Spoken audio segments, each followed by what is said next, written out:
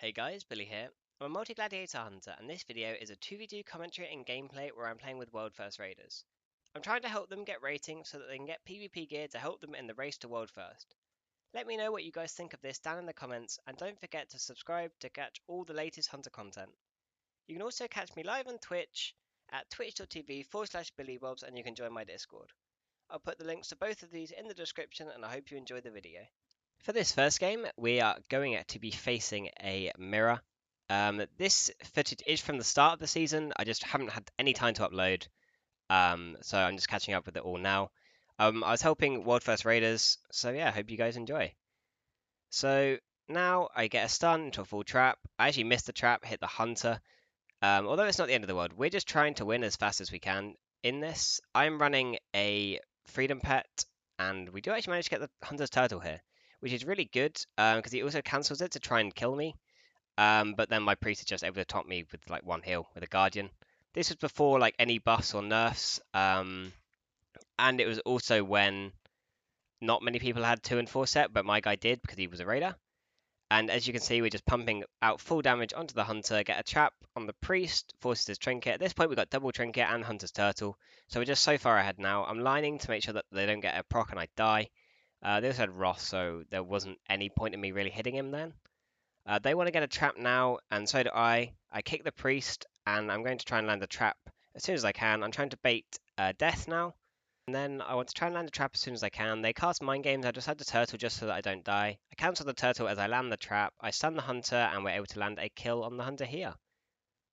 This game, we're now facing a warrior with a resto shaman. I'm also playing with a druid now instead of a priest. These games were in general slightly longer, but they did feel safer just because the amount of druids can heal at the start of the season was insane. And we just played defensively and we tried to dampen everything. So as you can see, I'm just running away from the warrior while my pets are breaking the fleshcraft from on the warrior. I get charged, disengage away, and I see that he's popped all his cooldowns now. I decide to trinket and feign death and just try and get away from him as best I can.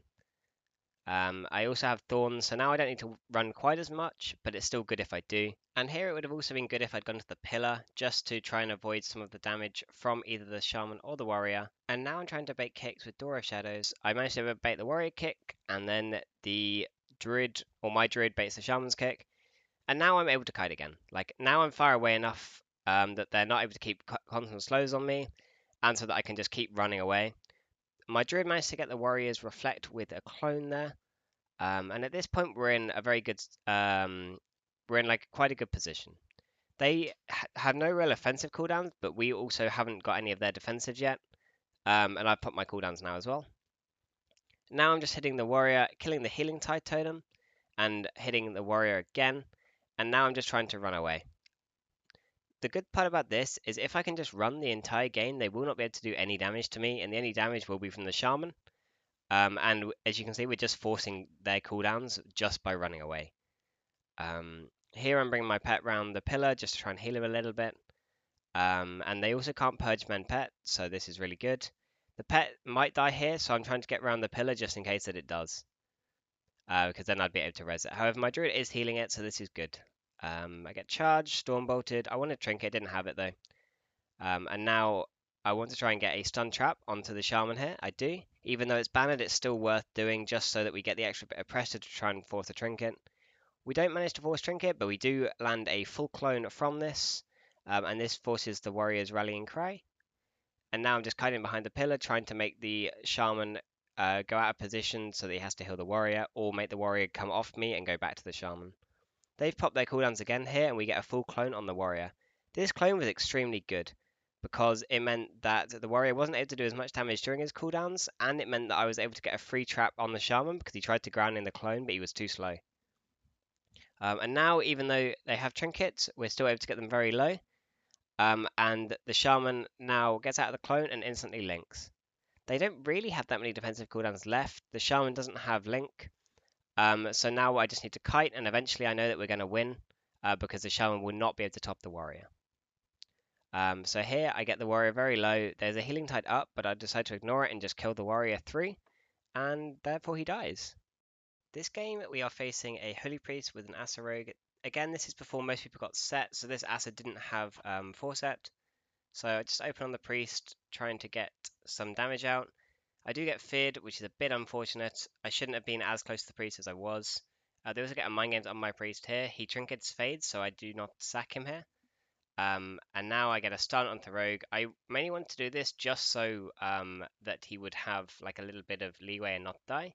We also get walls from the priest, and I get blinded. We also get Rogue evasion. So this is really good for us because even though I've popped cooldowns, I know that I'll be able to kill him with just damage.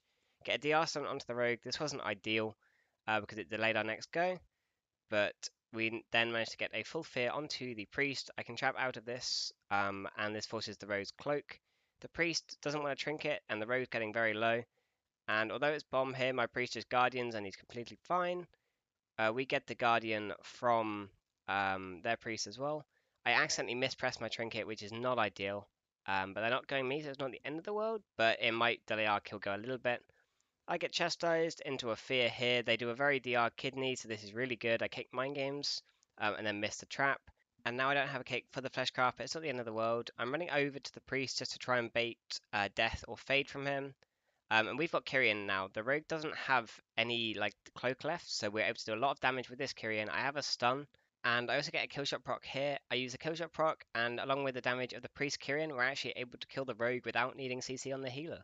This game we're against a sub-rogue with a boomy. I decided to skip the first part because I was just in stealth trying to find them. I didn't end up finding them. And now I'm just standing still so that I can wait for them to open on me. They end up opening and they convoke and bomb. Here is very important that I don't trinket. The reason for this is that the rogue is playing flagellation and he's trying to one-shot. So if I trinket that, then I will die in a flag duel. And we're just trying to kill the rogue. That's like going to be our main kill target this game. I get blinded here, and I really wanted to trinket this to try and kill, but again, if I trinket, then it means I'm going to die in a duel 100 to 0. So that is extremely frustrating that I can't trinket anything, and I honestly don't really like the design of that, but there's nothing I can really do.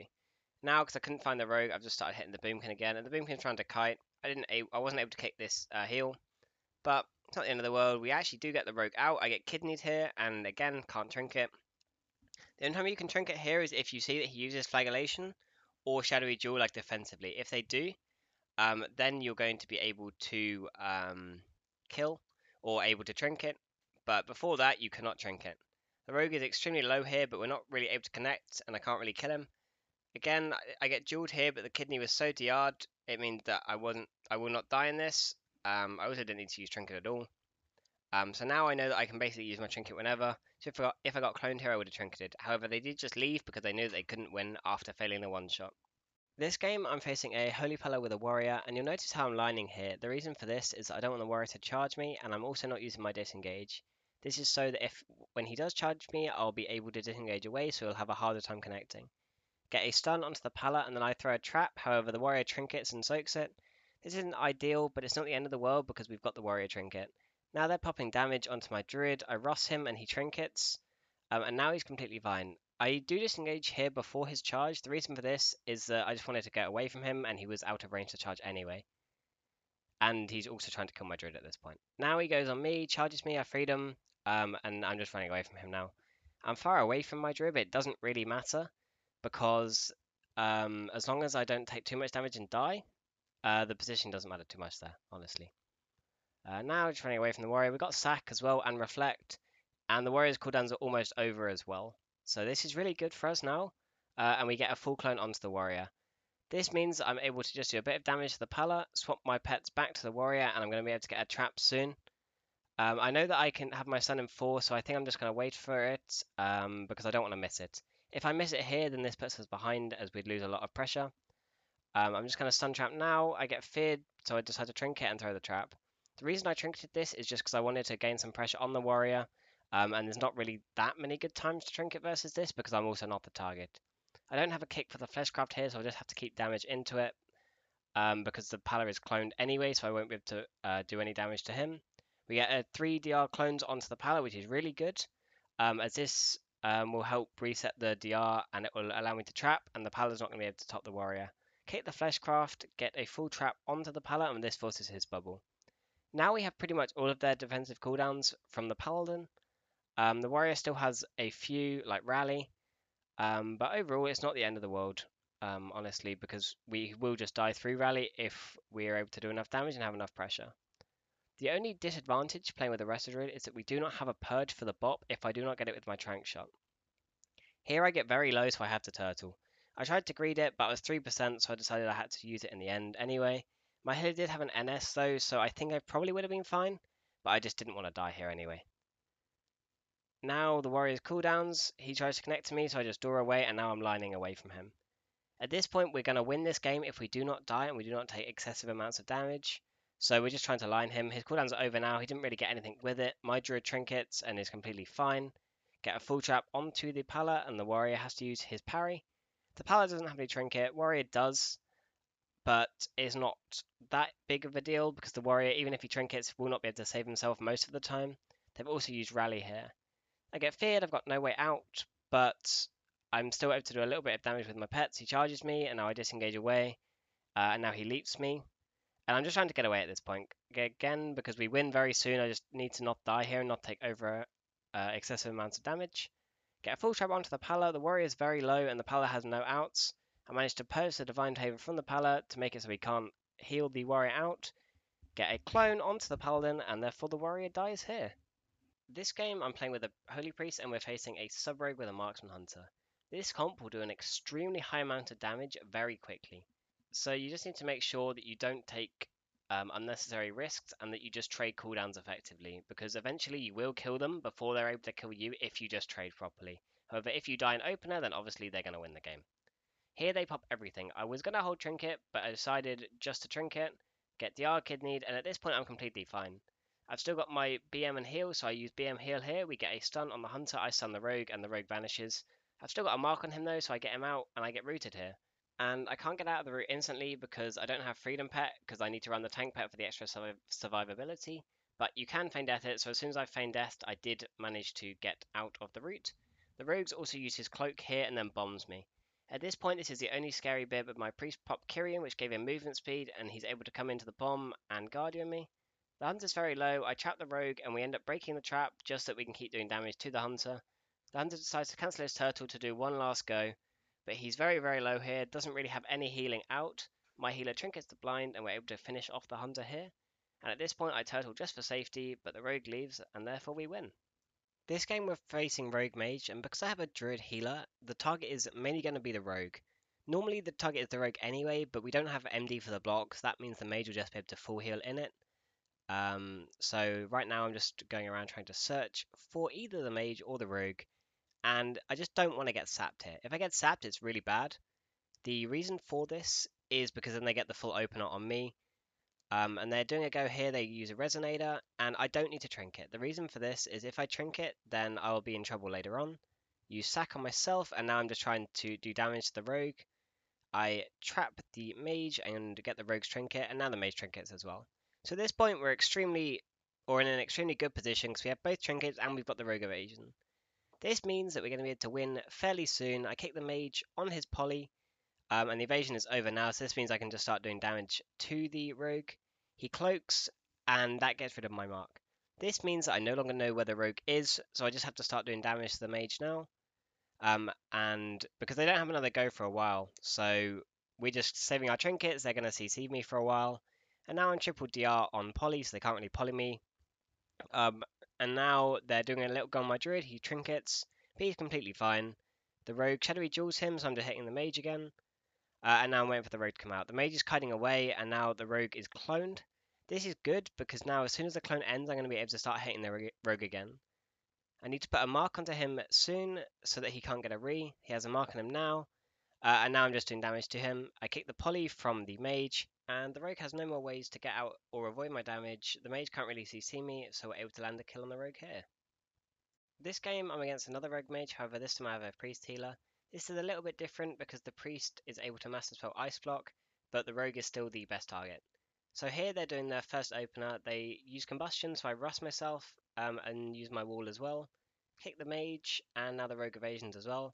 He did dodge my chimeral sting, which is a bit unfortunate, but it's not the end of the world. We get a mind games onto him as well, and this forces his cloak. And now, because he has no cloak or evasion, this means that he's going to die soon because he has no way of avoiding any of my damage or getting a re-stealth because I can always keep a mark on him. I throw a trap, however it does miss, but it's not the end of the world since the mage does walk into it later. Here I decide to trinket even though I didn't necessarily have to. The reason is just because I wanted to play it safe because I knew we won soon. The rogue vanishes and I have a mark on him, so I'm able to keep him in combat and my pets keep attacking him. And here he has no way of getting out, so I'm able to just follow him around and land a final shot onto him, and therefore he dies. That's all for this video, and I hope you guys enjoyed. I'm hoping to start uploading more regularly now that I've almost finished uni. And then I'll have a lot more time to play, so I can get more commentaries out for you guys. And if you want any other sort of content, let me know. And yeah, hope you have a great day. Peace out.